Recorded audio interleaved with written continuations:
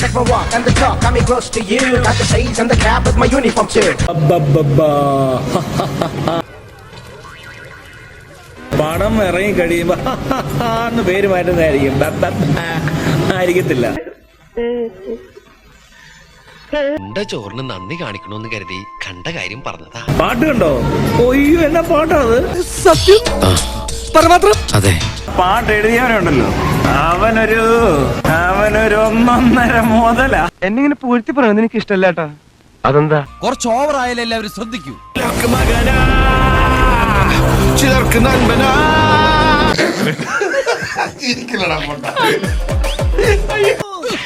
കിട്ടിയല്ലോ, ഇവിടെ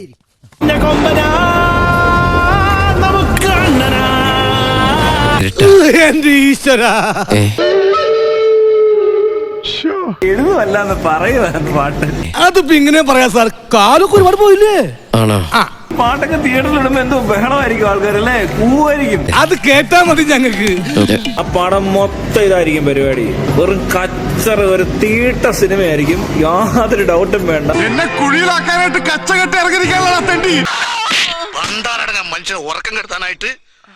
ദിലീപിന് ഇതിലും വലിയൊരു ശിക്ഷ കിട്ടാനില്ലെന്ന് ദിലീപ് തന്നെ കാണിച്ചു കൊടുക്കുന്ന ഒരു സിനിമയാണ്. നിനക്ക് ഞങ്ങളെ ദ്രോഹിക്കാനാണോ ഉദ്ദേശം? എനിക്ക് ആരും ദ്രോഹിക്കണമെന്നില്ല, പക്ഷേ ആരും ദ്രോഹിക്കപ്പെടരുതെന്നുണ്ട്. ഈ ഫാൻസുകാർ ഓടിച്ചിട്ട് കൂവും, തെറിയും വിളിക്കും. മോഹൻലാലിനെ തെറിവിളി കിട്ടാൻ പോകുന്നത്. ഈ അറിവ് എവിടുന്ന് കിട്ടി? പത്രത്തിൽ നിന്ന് അടിച്ചു മാറ്റിയതാ.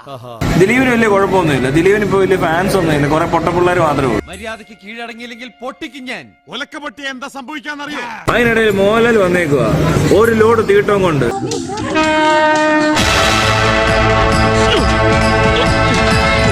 രണ്ടുപേരും ഒരുതരം പ്രത്യേക വിഗും പന്നെ കുറെ കൂതറ ഡയലോഗും. തോക്കൊക്കെ ദിലീപിന്റെ. എന്റെ പൊന്ന് ജമീലേ, അവളുടെ നാക്കിനില്ല.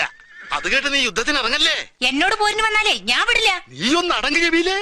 പടം ഒന്നും ആരും കാണേണ്ടി വരത്തില്ല. തിയേറ്റർ റിലീസ് ആക്കണോണ്ടേ വല്ല OTT യോ VTT യോ എല്ലാം കൊടുക്ക്.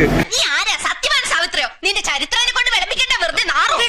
ഉണ്ണിക്കണ്ണ, ആ തുണി എടുത്തെടുത്ത് തന്നെ തിരിച്ചു വെച്ചേക്കും.